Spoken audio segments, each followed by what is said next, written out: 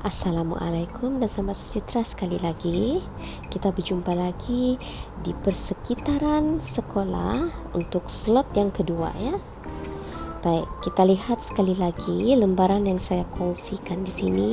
Untuk slot yang kedua ini saya akan mulakan daripada bilik sakit, seterusnya dewan terbuka, kantin, bilik pemulihan, bilik guru besar, bilik guru, dan bilik penolong kanan. Baiklah, kita bermula pada bilik sakit dahulu ya. Untuk bilik sakit, kita istilahkan juga dia sebagai bilik isolasi. Bilik ini adalah untuk menempatkan murid yang sakit. Okey, bilik ini adalah untuk murid direhatkan apabila sakit, sehinggalah ibu bapa mereka datang untuk mengambil mereka. Dalam bilik ini ada dua guru yang bertugas, iaitu guru kesihatan. Okey, yang kedua, dewan sekolah. Dewan sekolah kita terletak di tengah-tengah sekolah ya. Dewan sekolah ini digunakan untuk perhimpunan dan majlis-majlis tertentu, tetapi buat masa ini perhimpunan masih belum boleh diadakan. Yang seterusnya, kantin sekolah. Kantin sekolah kita ada dua. Satu kantin sekolah menengah, satu lagi kantin sekolah rendah. Kantin sekolah rendah dan kantin sekolah menengah terletak berjauhan ya. Jadi murid sekolah menengah hanya berada di kantin mereka dan murid sekolah rendah berada di kantin sekolah rendah. Murid sekolah rendah tidak dibenarkan pergi ke kantin murid sekolah menengah. Begitu juga dengan murid sekolah menengah tidak dibenarkan pergi ke kantin sekolah rendah. Untuk makluman ibu bapa, waktu rehat tahun 1, 2 dan 3 telah diasingkan. Ini adalah untuk mengelakkan kesesakan berlaku. Kalau tahun 1 tu tahun 1 sahaja rehat. Selepas itu tahun 2 pula dan seterusnya tahun 3 pula. Okey, jadi ibu bapa tidak perlu risau sekiranya anak anda perlu melalui kesakankah, apakah yang ibu bapa fikirkan, tidak perlu risau. Kami guru-guru akan cuba memantau dengan sebaik mungkin. Okey, apabila mereka berada di kantin juga, SOP ataupun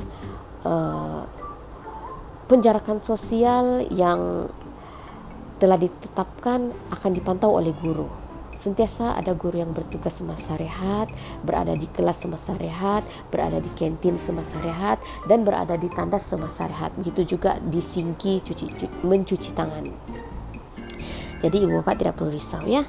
Okey, seterusnya bilik pemulihan. Bilik pemulihan kami ini berada dekat dengan surau guru. Kelas ini memberikan perkhidmatan kepada murid yang belum menguasai 4M, iaitu membaca, menulis, mengira dan menakul. Murid-murid yang keciciran ini ditempatkan di kelas ini pada waktu-waktu tertentu. Jadual akan diberikan oleh guru pemulihan. Kelas ini dikendalikan oleh seorang guru pemulihan, iaitu Cikgu Eni. Okey, untuk bilik pemulihan itu sahaja. Seterusnya bilik-bilik, bilik guru besar, bilik guru, dan bilik penolong kanan.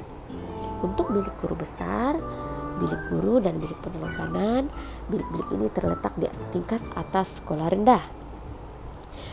Bilik guru besar laluannya berada di pejabat, masuk pintu pejabat baru ada bilik guru besar di situ. Bilik guru bersebelahan dengan pintu bilik pejabat. Bilik penolong kanan pula laluannya ada di dalam bilik guru. Perlu masuk ke pintu bilik guru, lepas tu ada satu laluan untuk ke bilik-bilik penolong kanan. Jadi ketiga-tiga bilik ini perlu diketahui oleh semua warga sekolah kerana bilik-bilik ini adalah bilik-bilik penting. Begitu juga dengan ibu bapa, sekiranya ada apa-apa urusan yang perlu berurusan di bilik-bilik ini, memang mudah untuk kamu jumpa bilik ini. Tidak perlu susah cari, dia berada di tingkat atas sekolah rendah. Baiklah, itu sahaja perkongsian saya untuk slot yang kedua ini. Seperti biasa, sekiranya ada persoalan ataupun kemusykilan berkaitan dengan apa yang saya kongsikan ini, boleh kemukakan soalan di grup PDPR masing-masing.